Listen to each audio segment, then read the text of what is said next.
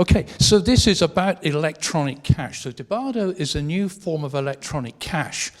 And electronic cash is actually quite different to digital currency. So you hear all about digital currencies.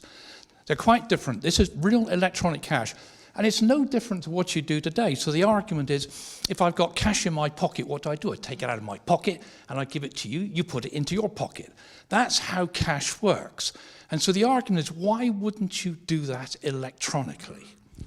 And no reason why you wouldn't. So in fact, you can have on your mobile phone, you can have it on Android, it's on iOS, you can have a look. You can effectively have an electronic pocket in your phone, and you can move a coin from the pocket on your phone to somebody else's.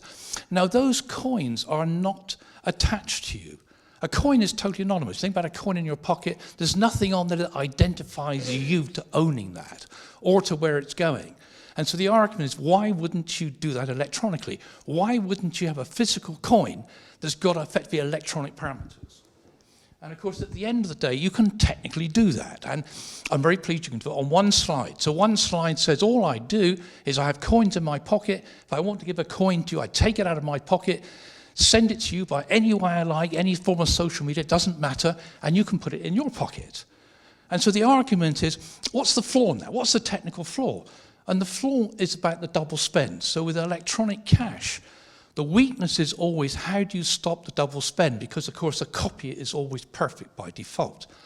And the argument here is, if you actually look at electronic cash, and in fact you should think about all digital currencies, is where is the value actually originated?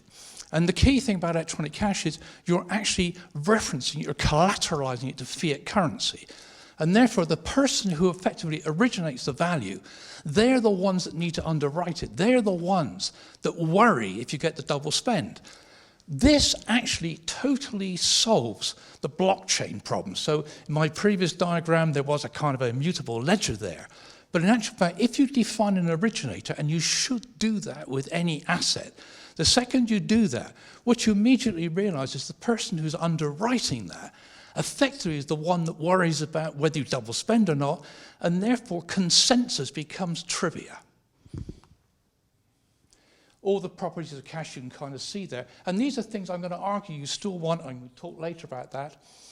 And then you can go a step further. If you have the logical collateralization, there's no reason why you can't collateralize against anything. In fact, what you could actually argue is you could use Debado to collateralize Bitcoin.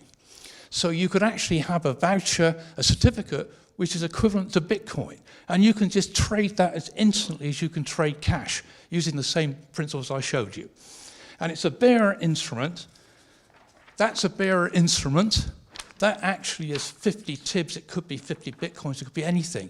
So if it's an electronic thing, in a barcode, I can just as easily put it on a piece of paper and I could just hand that round. And of course, you can photograph it on your phone and put it into your pocket.